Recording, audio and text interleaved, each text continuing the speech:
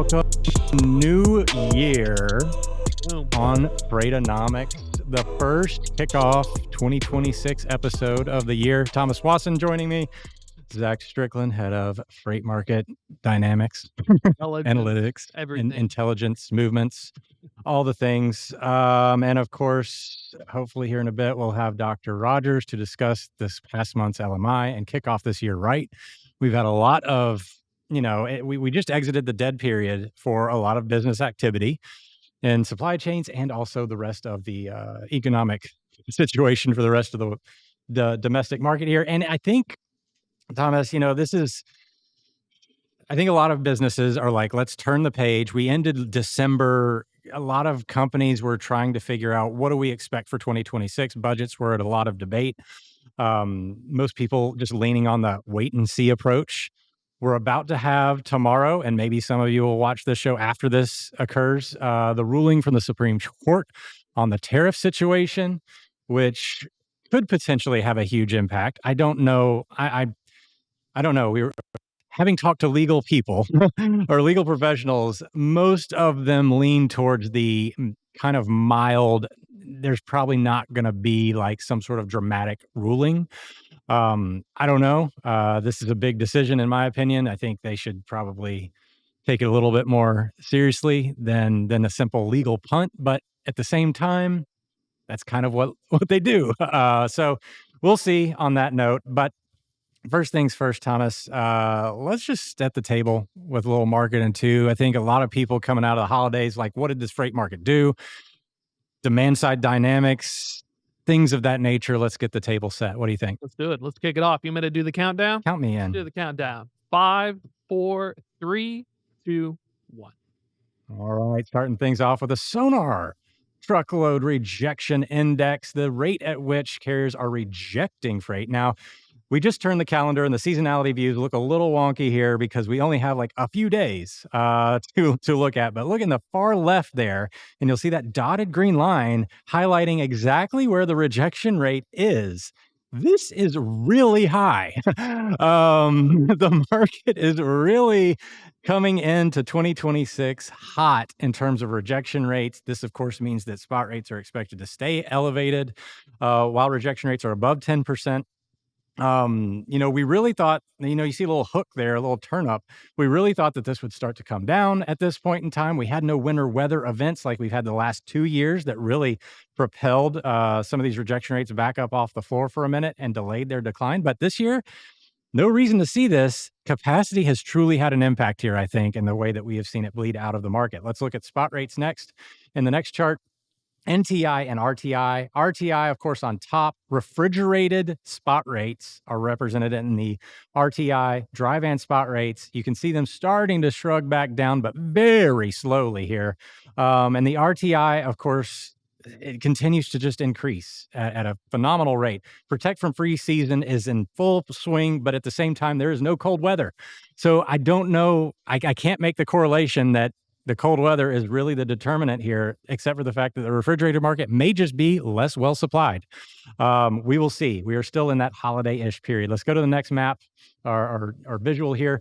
WRI showing which markets in the country are experiencing the fastest increases and decreases in rejection rate. You can see that there's more up than down here in the middle of January. Very weird to see. Denver, the mountains over there have been very volatile. And then let's go to the last map here where I want to say the dry van spot rates. West Coast cooling off in rates. You got the central part of the country still kind of having some percolation. And this is just, it's a weird time, Thomas. Yeah. Because the freight market is clearly ready for a transitional phase. It just hasn't had that final push to kind of kick it into a chaotic state in a more sustainable way. That's one of the things when you're looking at these data sets, rebalancing of expectations, because the big question is, with COVID, we had 2 years worth of data that is pretty much like a big old weight. And so now that we've had since 2023, this is our third example now, counting the end of 2022, this is the perfect example to see, well, what does a good peak season look like? And so when we're looking at that data, especially looking at the STRI, the new Sonar Truckload Rejection Index, let's pull that back up real quick here. Check this out. So you look at the far right, yellow is 2025. Now, year over year, look at how much improvement there is. But here's the crazy part that you just mentioned. On that very far left corner, look how high tender rejection rates are nationwide coming into January. And if you look at the very bottom, you notice how it normally dips. And that's one of the big conversations. We need more time to see, but theoretically, we knew that capacity conditions were fertile because we've lost enough capacity. Like, conditions are good for volatility. One of the things I was looking at peak season was better than last year, better than 2 years. We got that off the checkbox. The next big question, will it go down like every other year? So far, it has not done so, but it does raise one of the big conversations is it going to reset at a higher level? Is this, will this uptick in the freight cycle just look more like a stocks go up scenario, or will it be things consistently get better than the last 3 years and it's like trying to boil a frog? So that's one of the big questions that I'm looking at. It's still really early, it's still very noisy, but dang, talk about good vibes on the first week of January. It is looking great. Reefer madness as well is the other thing. Yeah, so I do have an extra map here to kind of show the refrigerated sector here. This is the map of spot rates in the reefer market. So everything in blue increasing more than decreasing, everything in red decreasing more than increasing. A very blue map, considering we're in the midst of what should be a very kind of deflationary period for a lot of spot rates in the market, refrigerated or not. Like, this is a very depressive year for freight in general, even if it doesn't, refrigerated's a little off cycle. In the context of how much demand kind of comes outside of the retail peak season that we just had. But it's still unusual to see this level of sustained increase. And I think reefer is a great example of kind of like one of the canary in the coal mines. Dry van's the larger segment, reefer smaller, open deck's even smaller. But reefer also has that opportunity to double dip into dry van if it needs to. And like you said, one of the fascinating things has been the weather. It's been warm. I mean, it was like 70 something degrees in Chattanooga the last week. We had like a warm Christmas. It's currently in the 60s.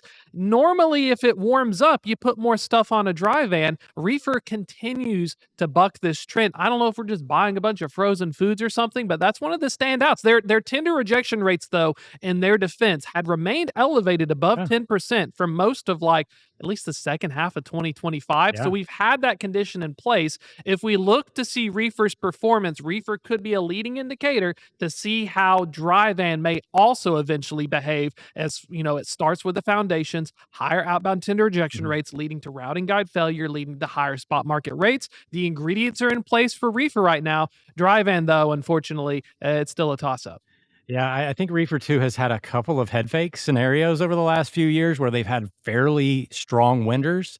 Of course, winter storms, winter weather, a component of that. Abnormally cold weather in certain parts of the country have been a component. We lack that this year. So applying historical experiences forward seems a little unsatisfactory at this point, but we've seen this RTI stay high before this time of year and then collapse in March. So I'm still kind of like, let's see what happens in the spring for the refrigerated market. I don't want to get ahead of our skis here, no pun intended, for those of you that want to go skiing right now, because there's no snow in the mountains. But let's move on to some of the articles and then get into Dr. Rogers' take here on the LMI, which I think is the spiciest of things to have happened so far this year with the data. So John Paul Hampstead wrote this article, 2025's peak retail season, the best for trucking in years. And of course, he interviews David Spencer of Arrive Logistics and does a really good job of kind of just basically calling out the fact that we've had this long extended period of capacity bleed off, which we all know. And we had a better than expected retail peak. Now, if we want to show the chart of net carrier revocations and exits, I want to draw your attention. I know this is a long drawn out chart. What you're looking at in yellow here is the net changes in FMCSA operating authorities for Class 8 trucking, CDLs.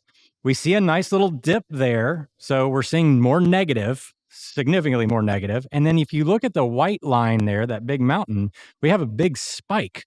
This is actually one of the tallest peaks we've had for net revocations. So this is the actual confirmed exits from the market where they're self-reported or kind of cleared out because of lack of activity.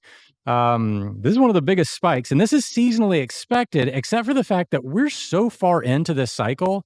When we start to see new highs out of this index, that's a wild take. Yeah.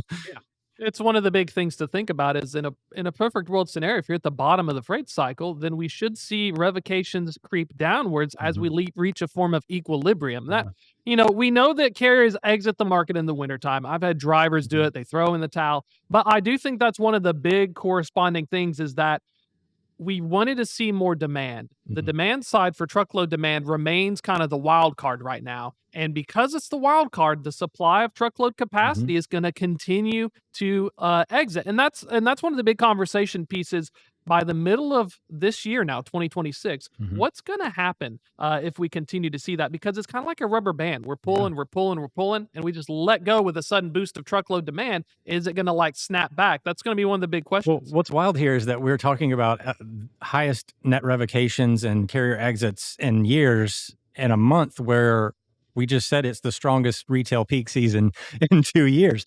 And this just tells you that revocations and capacity exits lag the market significantly. Think about a business. A business doesn't go out of business in a day. Carriers don't leave the market because of one bad month or one bad quarter.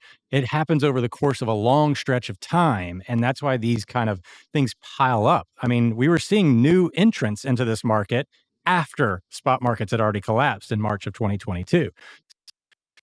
Take this for what it is, and that's just a continuation. Even if the market were to sustain at this level of activity, we're probably still going to see some capacity fall off until the market finds equilibrium. David Spencer goes on to say that market sensitivity, the last season really iterates on the fact that market sensitivity is very high, but he needs a demand side push for him to actually think that this market is going to sustainably turn, which in my opinion doesn't need to be a lot. Well, that kind of ties into, we want to look to see maritime inbound imports as well.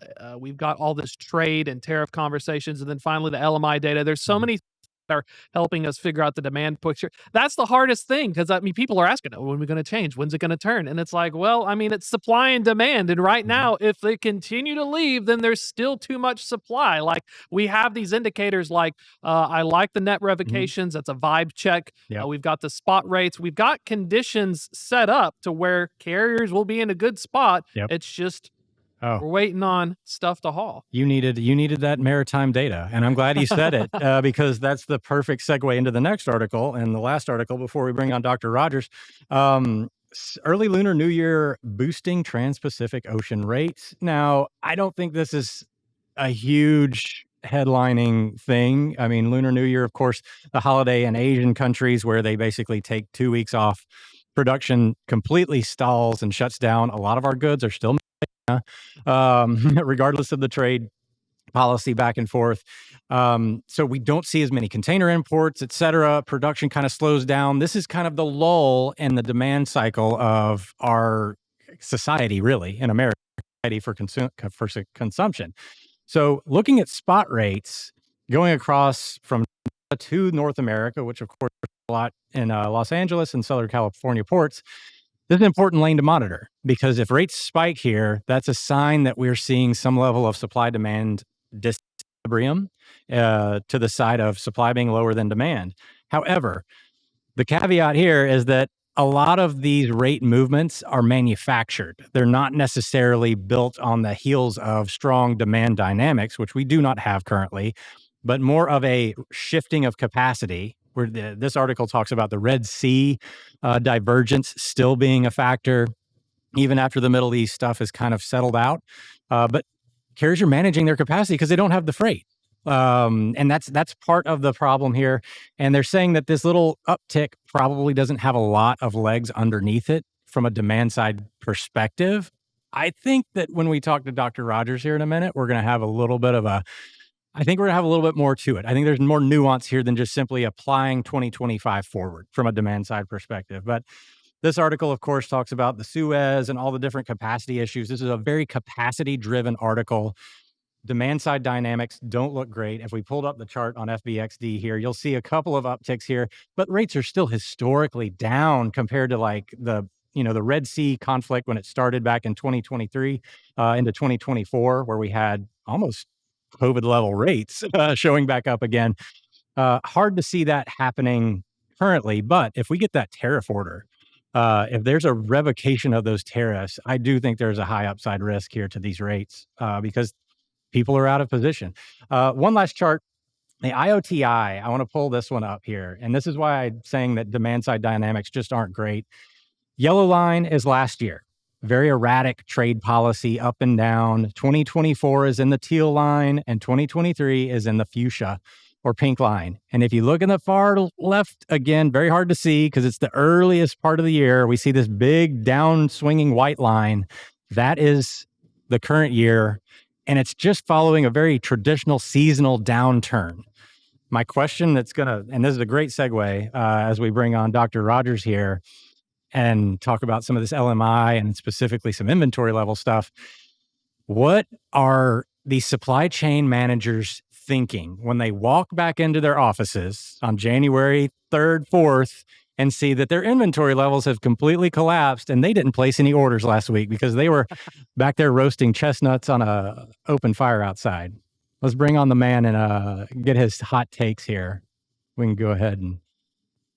Yes, sir. Hey guys, how's it going? Welcome to the show. I hope you were listening. Hey, real quick, I gotta just talk for about the marketing too, which is always for me the most thrilling 120 seconds of the week. I got a theory about the reefer thing and the spike. So, what happens to gym memberships in January? They go way up. They go way up, right? We're doing New Year's resolutions. Well, what is the thing that 26% of Americans say they're going to use to help them achieve their New Year's resolutions this year? I like the GLP-1s. Oh. GLP-1s. Ozempic, Wegovy. What do those need to go on? Refrigerated. I wonder. Specialized. This is my most probably half-baked theory I've ever brought to the show. I wonder if we're going to start seeing a seasonal spike in reefer trucks when people try to get in shape in January. Now, if would the GLP season be like a GLP-1 season in reefer? That's my new theory. I love it. Gen Z is not here to do the sit-ups. They just want the results. Those kids aren't putting the work in. I see them every day. They just want to take Ozempic. I've got 2 of them. So yeah, you're right. You're right about that. Man, that is a hot take. I want to do more research because I did just read a New York Times article about how the older generation is basically quitting GLP-1s. And right. I mean, I didn't get all the way through it, but I was fascinated by that because they were the ones that really took off with it because it's an expensive drug, especially if you don't have coverage. But man, you're going to have to get back to us on the GLP-1 seasonality and reefer. All right, we'll loop around. We'll loop around for February. Yeah. See where we are. All right. Well, you got to. I mean, obviously, the most hyperbolic news in the LMI, in my opinion, over the December while you were out, probably not skiing because you didn't get any snow, but sunning more than likely in sunny and warm Denver. What happened to inventories in December? All the air came out of the balloon. So, I mean, it's what we had thought was going to happen. And actually, I think you can look at what happened to inventories in December and say, what a masterful job by retail supply managers in 2025, because they got handed a pretty crazy deck of cards. And I think they played it wonderfully. So you can see inventory levels went down 17.4 points. That's the biggest downward drop we've ever seen in the inventory levels in the 9.5 years we've been doing this. And they went down to 35.1, which is also the lowest number we've ever had. Now, that doesn't mean, just to be clear, that doesn't mean that inventories are lower than they've ever been, but it means that from where we started at the beginning of December to where we ended, we saw more inventory flow out of the system faster than we've sort of ever seen. And if you think about why, it's because we spent the whole year, really from January, I mean, really like the December of 24, all the way until the middle of October, just building and building and building and building these inventories.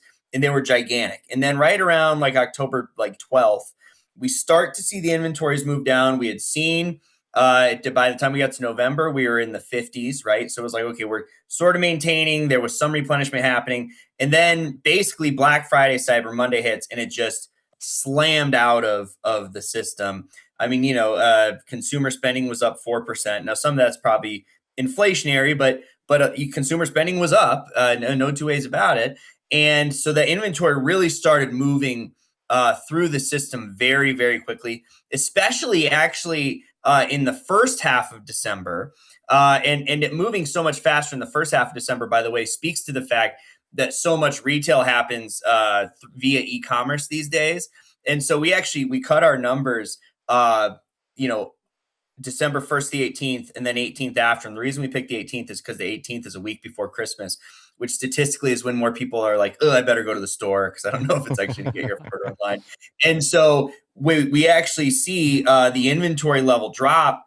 It was 28 was the number we had through the first 18 days of the year. Just a historic. I mean, I think we've maybe had one number in the 20s ever the whole time we've been doing this. I think those like transportation capacity in like September 2021 was in the 20s. And then it went to 43 about in the second half of December, which still shows movement, but also shows that we weren't moving quite as fast. Basically, everything that we were waiting for, all that inventory we built up all year, like we kept talking this year, like we're putting this big bet on the consumer. Are they going to show up? They did. They showed up. And all that huge bubble of inventory been building up basically just dropped out all at the same time. And as a result of that, we also, in addition to hitting an all-time low in inventory levels, hit an all-time low in warehousing utilization in December. Warehousing utilization came in at 42.9. For context, warehousing utilization had never been negative until last month in November. And now 2 months in a row, we've had negative readings. And both those months in a row, it's been a new low, a new nadir in warehousing utilization. And again, that doesn't mean that, the warehousing market's crashing. What it means is that it was so overextended, especially kind of in the middle mile with a lot of wholesalers, because we had so much inventory built up. And then it all just dropped out. And we're seeing now a lot of relief in some ways in the warehousing market. It could be a turn, because we saw capacity go up a little bit too. But really what we saw was this huge movement. Yet I'm saying, hey, everything was down. Inventory is way down. Warehousing way down. But the LMI was positive. Why? Because it was the best transportation reading we've had in 3 years, basically. Transportation, we had to move all this stuff somehow. And that's why I mentioned that early-late split earlier, because so much of this now, I mean, Black Friday, my gosh, was 70%, 70% e-commerce. People aren't elbowing each other in front of Target anymore. My students have no idea when I talk about Turbo Man and Jingle All the Way. They have no context for this anymore of people fighting each other on Black Friday because it's all e-com. Well, to move that e-com and to move everything, just on the store shelves, we had to utilize a lot of transportation. So transportation capacity contracted. It went down to 36.9. And you guys have been talking about capacity leaving the market. We haven't had a negative number for there you go, right there, for transportation capacity since I believe March of 2022 was the last time we had a negative number for capacity, which was right before the market flipped into the freight recession. And so now we have a negative number, and that negative number, by the way, of 36.9, that's the lowest one we've had since I think like September of 2021. And so it really, we tightened up quite a bit. And due to tightening up, as you would expect, utilization goes up 6.7 points to 58.2. Transportation price goes up about 2 points to 66.7, which is our highest reading since January of last year of 25. And so that delta, because we always talk about it, you guys just added up on that graph. We always talk about the delta between capacity and price. It was 29.8 points this year, or this month. That's our largest positive inversion, again, since March of 22. Now, are we going to stay, because those are some pretty sharp lines. I don't know that we're going to stay on those trajectories. We might level off a little bit, but it's certainly, if you're just looking at the December numbers, We let all that stuff go. Now we let it go in like a historic fashion. We are not going to move that much inventory in January. I mean, we better not. We don't have that much. But to do it, it really did seem to, at least for now, boost the freight market. One of the I made a Ghostbusters reference, I think, last month. Whenever the streams cross and then they split, one of the big conversations about kind of the heralds in terms of the freight cycle is that delta between on the LMI transportation capacity and pricing. Talk about that a little bit, because we had an instance earlier in 24 where we saw a little bit of a dip and then it kind of stopped. Do you think that we're going to see a widening into the first quarter? Talk about the significance of that, because you all have within that data set such a great early indicator when we see that delta and it starts widening, that we know some stuff is going on behind the scenes or under the hood. Right. And that, Thomas, that dip in 2024 happened because you're talking about February and March of 24. That really happened because going into 2024, everyone thought the Fed was going to cut rates in at their March meeting. And then inflation was just a little stickier than they thought. So we built up inventories a little faster in January because we had run them so low in 2023. Inventories were truly peak. The peak season of 2023, it's calling it a peak season is like, feels like a lie. I mean, basically nothing happened in 2023. And then we got to 24 and the Fed was like, no, we're going to wait till September. And we just sort of dipped because we had everything we needed really until April. And then things picked back up again. And we got to May of 24 and we were in positive territory. Generally, though, we do see solid freight in the very beginning of the year. And usually we see a little bit of a pullback in either February, March, and a lot of it's due to Lunar New Year, like you guys are just talking about. Yeah. But I don't know this year. So, and one of the reasons for this year that I think is going to be different is that the tariffs are in place. So last year we saw that the way to get around tariffs, pull everything forward as fast as we can, and then we sit on it. And because we're sitting on it, we're not utilizing that much of the transportation market. Well, everyone we talk to this year, both upstream and downstream, everyone is saying we got to keep inventories low next year. Like when we ask our downstream folks, retailers, hey, what do you think is going to happen to inventory levels next year? They came back at 50. So basically, retailers want to stay as flat as possible, partly because their inventory costs are 73. So 50 to 73 tells you inventory is going to cost a lot next year. Well, how do they do that? Turn inventory over very, very quickly. We've for our downstream folks, it's a 52 for capacity looking forward, 66 for price. Upstream, who's going to maybe be holding a lot of these goods, but is also going to be doing the replenishment legs, 36 on capacity, 80 on price. 36 capacity, 80 on price is like a true sort of boom type movement. Now, not for everybody. One thing I would say is that, intermodal had a pretty good 2025 because it was like, let's move everything as slow as possible.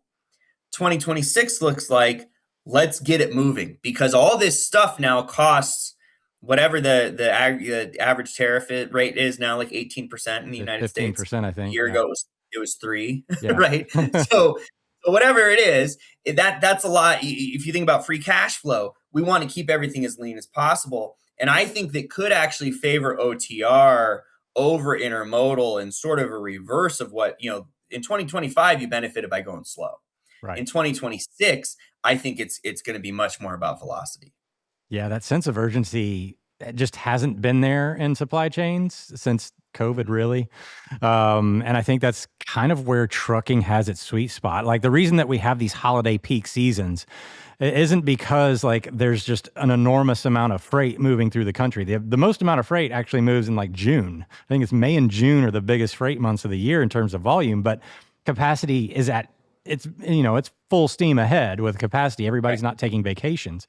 One of the reasons we have this holiday peak season is that these companies, these shippers, they are kind of responding. They're reacting to some of this inventory pressure because they don't want to miss revenue and revenue generation. Right now, January, February, there's not a lot of pressure on shippers to have inventory in place because consumers are a little bit also slower. But I think that's kind of the key ingredient to this freight market that we've really missed the last year is that sense of urgency. Not to say that it's all the way, turned all the way up from a demand side perspective, but it looks like, to me at least, that these shippers are also setting themselves up to have a little bit more chance to have that panic moment. Like these gas shortages that we have, and I think it was Texas in the middle of COVID. I would love to have seen this outside of the context of COVID, but when the power grid froze in Texas in 2021 in February, the great Valentine's Day freeze, that type of supply chain shock feels more likely in 2026, if that's the way I think I'm agreeing with what you're saying. Yeah, JIT is a double-edged sword, right? Yeah. The reason you keep things low is to keep costs low, which with all the cost pressure from tariffs, you have more incentive now to focus on cost. And so do you sacrifice service becomes one of the questions. Could you have these shocks? Now, downstream inventory levels are predicted to be 50, upstream is 63. And so in some ways, I believe that our downstream folks who tend to be larger, right, and more powerful would like to follow a little bit of the playbook from last year and keep some of the inventories in the US, but not on their books. And so stuff it in the wholesale level. That was really the strategy that worked this year. Bring things over, let the wholesalers deal with it. Okay, we're more bonded warehouses every day so that they don't have to pay until later. Let the wholesalers deal with it, and then we pull it down at the last minute. And so, I mean, if you think about how do you make sort of lean inventories work? Well, if my plan is I'm going to have lean inventory and I place a new order and that order has to go to a factory in Vietnam, good luck, pal. That's not going to work. But if instead it's going to a distribution center in Indianapolis, which is like the hottest distribution center of the year, then that maybe could work. And so I think partly it's not like we're just going to this blind, like, oh, we'll keep inventories low. In some ways, we're able to keep inventories low because of how much the portfolio of distribution has changed over the last 5 years. Think about where warehouses were pre-COVID. Think about where they are now. Right. We have a much more balanced import portfolio. It's not 60% of stuff coming in through Southern California. It's like 40%. Right. And a lot more is coming up from Mexico. I just saw this morning, you guys probably caught it too, Labubu production moving to Mexico. Very exciting for everyone who has a 13-year-old. And more on the East Coast. And so when all this stuff comes in more balanced, it allows us to also distribute our freight assets more evenly. And I think you can get away with the JIT strategy better now than you could 6 years ago because we just have a more robust infrastructure. That it's one of the things I think that's you guys are alluding on what I think is going to be one of the big central tenets of 2026, which is we're adjusting to the tariffs. We have this JIT strategy. I'm going to make sure it moves fast, but at the same time, as we're seeing in our data, the capacity that I need to move it fast continues to die off. And so we've got this weird dynamic where if I'm a transportation manager, I'm thinking, man, I really hope the capacity partners I fixed, I hope my routing guide really holds up because that's like Vegas right now. All the conferences are at Vegas. I'm going up to the casino. I'm going to roll them bones. I'm going to hope that this thing holds because if it doesn't, then the structural parts of the supply chain and the routing guides themselves, is that one of the vibes that you think is we're really going to see how good the routing guide and the sourcing is because brokerages have more of a market share.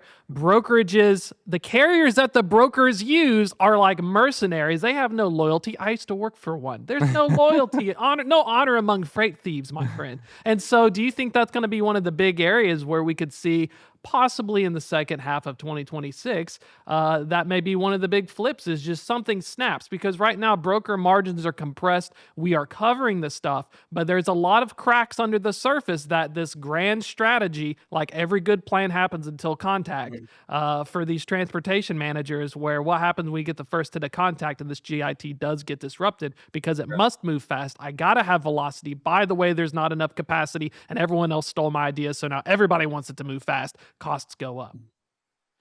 Well, you shouldn't have said your idea on a popular national show. No, I would say that, one of the interesting things we saw in the last 3 years is that transportation capacity up until, so we said this month it finally contracted, but 3 times before that it had gotten to 50. It had gotten to no movement, and then it bounced back up because there was capacity kind of waiting on the sidelines, and it came in. And when it came in, we saw, okay, it softened a little bit, and price, it's what kept price from really going up at all in 24 and 25 to like the way it was in 21. And so one thing that'll be interesting to see is how much capacity do we have really? Because I know there's the English language stuff. That's 9,500, I think, is what they took off the road, which is significant, but 2 million drivers, right? Drop. I think, to me, what it says is we moved a record amount of inventory. We had all this inventory and we had to move it, and that's the thing. That level of demand is the thing that really got us to soak up all of that extra capacity.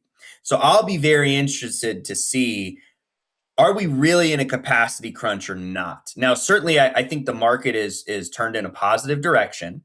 Okay, but I'll be interested to see if we really see capacity consistently read in below 50. We always, to really see a turn in the market, we want to see that at least 3 months in a row. Right. And January and February tend to be looser months. Right. So that's one of the things that'll be, I think, interesting is certainly there's going to be JIT.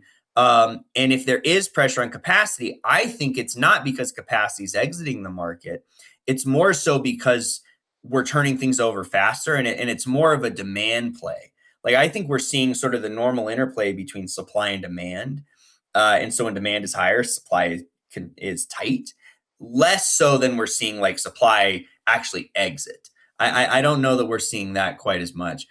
And the other thing to keep in mind is all of this really hinges on, does consumer demand stay strong? Now, consumer demand stayed very strong in December and was stronger, I think. I mean, you look at Q4, you compare that to the predictions people had in the beginning of the year. And in fairness, to the beginning of the year, tariffs did not end up being what they were maybe going to be, right? Like, we didn't end up having 140% on China. It was, it's just an adorable little 35% or whatever. And so it wasn't quite as strong. And I think because of that, we saw spending a little bit stronger. The question now is, does spending stay strong through the year? And I think there is some headwinds or tailwinds. I think it's likely that we're going to see interest rates come down a little bit more. Yeah. We're going to see what happens to the Supreme Court. Now, will that really change tariffs too much? I agree with you, Zach. I don't know that it's going to really do much at all. I think they just feel like they have to say something, but they don't want to offend anybody. And so we could see consumers, I think, stay strong. And if they do, I think we're in for a good freight market. The other piece of it that I think is important, because we talk a lot about consumers, is manufacturing. So manufacturing was really hurt in 2025 anyway, by the tariffs, because they disproportionately hit components over finished goods, made everything harder. And here's the other important thing: who wants to make a big CapEx investment when you don't know what the rules are going to be? If I'm not going to make big CapEx if I'm like, well, maybe it's 10% tariff, maybe it's 0%, maybe it's 20%. And so everyone kind of kept their powder dry in terms of investment in 2025 on the manufacturing side. Well, if tariffs just stabilize, even if they don't go down, if they just stabilize and I have some confidence that the rules now are going to also be the rules in 6 months, I wouldn't be surprised to see a little more CapEx in manufacturing and some of that sort of repositioning or nearshoring or reshoring. And if that happens, that will also have a positive impact, because manufacturing soaks up a whole lot of trucking volume.